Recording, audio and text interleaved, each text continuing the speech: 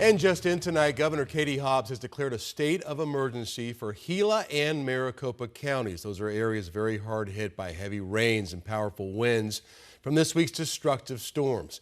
She's directing $200,000 from the state's general fund to the director of the Arizona Division of Emergency Management to help with recovery efforts in those counties. Thank you for joining us for 12 News at 10. I'm Troy Hayden. Tempe is calling Monday's powerful microburst the worst storm that city has ever seen. So far, crews have cleared hundreds of downed trees across the city. Hundreds of roofs are damaged on people's homes. Governor Hobbs' emergency declaration is now helping city leaders take the next step, trying to unlock federal disaster relief. 12 News journalist Chase Golightly found out what needs to happen to get that aid today. Seeing downed trees and fences is common here in Tempe, even the occasional shed that's been turned over, even after all the cleanup that's been happening these past couple of days, which is why the city is asking all residents who suffered damage to report it in order to get some key federal funding for relief. It was just insane. The Whitmer family went through a storm like no other in Tempe. It felt like I was getting hit with hail. Now this is what they're left with. I never expected to see it go topple over. Their 60-foot mesquite tree taken down, their shed ripped out of the ground, and their concrete fence crumbled in multiple sections. Anyone could just walk in and grab anything they want. That's not a feeling I like. The cost to fix it? We were given an estimate of just about $30,000. The silver lining for them. Our house is fine, but there's other people that didn't have, aren't as lucky. Monday's microburst left more than 130 people without a home. Roofs getting torn off of houses and businesses, cars crushed by trees. This supercell moved mobile homes off their foundations, blew rooftops as much as 400 feet. Mayor Corey Woods updating the community Friday afternoon, saying so far the city has cleared 70 tons of trees and debris, removed more than 200 trees blocking roads and sidewalks. It may take weeks or even months to fully restore this community. Now, Mayor Woods and Congressman Greg Stanton are encouraging all residents who had damage to their homes, apartments, businesses, cars to fill out a damage assessment form on Tempe's website in order to get federal funding to help with the disaster, no matter how bad the damage is. There is no claim too small, frankly, to file when something like this is going on. The state of Arizona cannot request these resources from the federal government without accurate damage assessments from the ground level.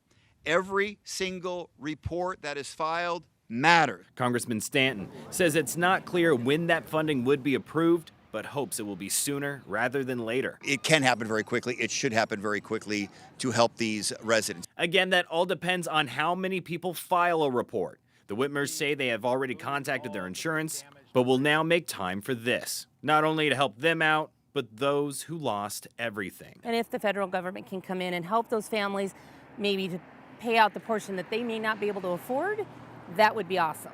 Now you can find a link to that damage assessment reporting page on our website, 12news.com. We're in Tempe. Chase Golightly, 12 News. Chase, thank you. Arizona today carries out its second execution of the year. This morning, the state executed Richard Jerf by lethal injection at the prison complex in Florence. When asked if he had any last words, he said no. After more than 3 decades, this was Jerf's punishment for the killings of 4 members of the Luna family back in 1993. Media witnesses say he was escorted into the execution chamber just shortly after 10 a.m. 40 minutes later, he was pronounced dead. Arizona's Attorney General Chris Mays was there. She witnessed, and she spoke briefly after the execution.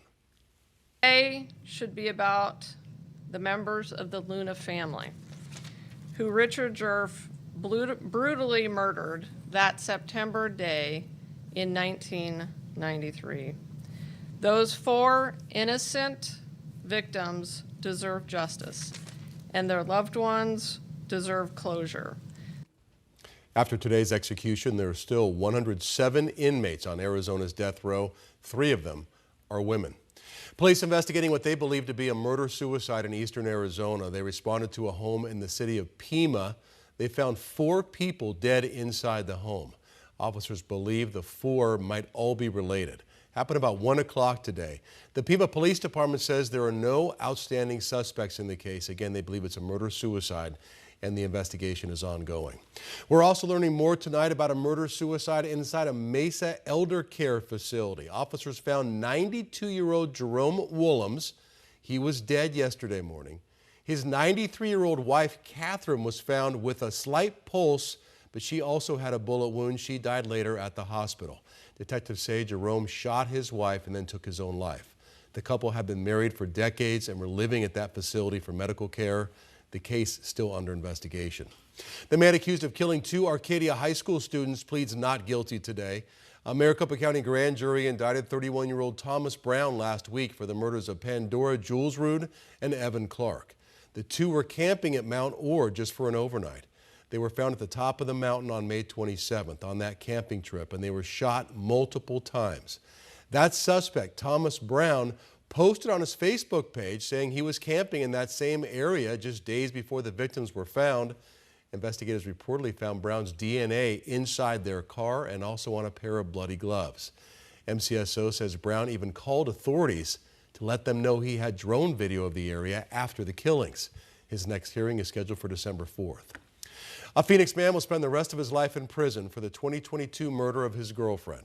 39-year-old Jermaine Houston shot and killed the woman inside their apartment near 27th Avenue in Glendale. It happened while she was trying to leave. 4 children were also inside. They managed to escape, but their mother did not survive. Houston was found guilty of first-degree murder, kidnapping, and several other felonies. And again, he gets life behind bars. This weekend, nearly 24 No Kings rallies are planned across Arizona, the big one down at the state capitol. You might remember what the last No Kings protests looked like over the summer. I was on the ground there reporting on it. There were thousands of people out there. They gathered to protest the Trump administration and its policies. Organizers describe tomorrow's protest as, quote, the next step in a steady movement of peaceful and coordinated demonstrations. More than 2,100 protests and rallies are being planned all across the country. We're going to have live coverage ahead of these protests on our streaming app 12 Plus, and we'll cover them for you in the morning streaming. All right, families gathered at Butterfly Wonderland in Scottsdale this afternoon, releasing butterflies to honor their missing loved ones. The Missing in America Network organized the event, and the founder of the organization explains what these releases mean. The butterfly release is that each family is going to be given a butterfly and they're going to be able to release it. And the whole meaning behind that is just that you're releasing the butterfly as a symbol of hope that your loved one will come back to you. All proceeds from the Wings of Hope event will go towards supporting families of the missing and search awareness resources around the country. All right, Lindsay Riley's here now. I know we have a bunch of different events going on this weekend. Pretty nice looking weather for them too, right? You couldn't ask for a nicer weekend. Now, temperatures are going to be a little bit warmer. We kind of got that fall feel this week, that high of 79 a couple days ago. Temps are on the rise, so we're mid 80s tomorrow, upper 80s on Sunday. But the lower desert, or at the high country, our morning lows are dropping off into the 30s. So we do have a chill up further north. This is a look at our Saturday right here in the valley. 83 in Apache Junction, 84 out towards Scottsdale, and 87 in both Goodyear as well as Avondale. Sunrise time is at 6:35. Temperatures early, very pleasant. You might even need a light layer as you may be walk the dog early in the morning, take a quick hike. Temps are going to be in the 60s until about 9 o'clock tomorrow morning. Then we build through the 70s through noon, and the 80s. We top out around 85. That'll happen between 3 and 4. Wind speeds will be light. Now here's a look at Flagstaff. Definitely cooler there. Low to mid 60s. That's where we'll be camping out pretty much all afternoon. Low humidity and light wind. It's going to be a nice day up in the high country. Great for any leaf peeping or hiking you may have planned. Payson hitting the 70-degree mark right around 2 o'clock. So perfect temperatures there. And same thing with Prescott. We've been seeing a lot of beautiful photos from the courthouse area, downtown Prescott, of all the beautiful leaves and temps there. Couldn't ask for anything nicer. Low 70s. Troy? All right, Lindsay, thank you. A Valley man transformed his front yard to honor a legend we lost this year in the rock world. It's a Halloween display dedicated to the Prince of Darkness, Ozzy Osbourne. It's at a home near I-17 and the Carefree Highway in North Phoenix, and that's where we find 12 News journalist Bianca Bono. Bianca? Well, if you're an Ozzy fan and looking for a way to celebrate Halloween, no more tears for you, because Billy Gonzalez has found a way to pay respect to the godfather of metal. What was your reaction to finding out that Ozzy Osbourne had passed away? Shocked and heartbreak, I still get a little choked up. But no more tears for this Ozzy Osbourne fan, because Billy Gonzalez is a dreamer and found a way to honor the Prince of Darkness by lighting up his front yard. How did you come up with this idea? To be honest with you, I did see somebody dress up a skeleton in Ozzy, but they didn't really decorate it for Halloween. So I said, you know what, we really need to go ahead and just make that happen. Just get an Ozzy Halloween. He was paranoid at first, wondering how he could find a way to pay tribute to the heavy metal icon who passed away in July at the age of 76. We've got the iconic hair, Then came the idea for the skeleton. the iconic sunglasses, and of course, it wouldn't be Ozzy without the cross. Then the fans rocking out from the grave. They were just normal shaped hands like so, and then we just went ahead and cut off these fingers, cut that right there, and now we got a bunch of horns hanging out of the ground. Even a nod to the infamous bat. He's got his bat in his hand.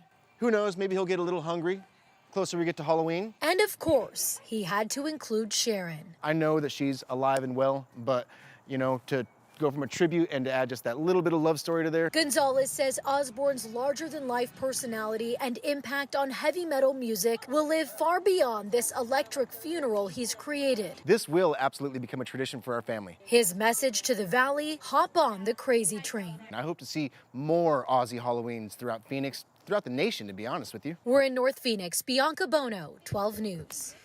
You heard that. It's a call to action. More Ozzy-themed Halloween displays. Right.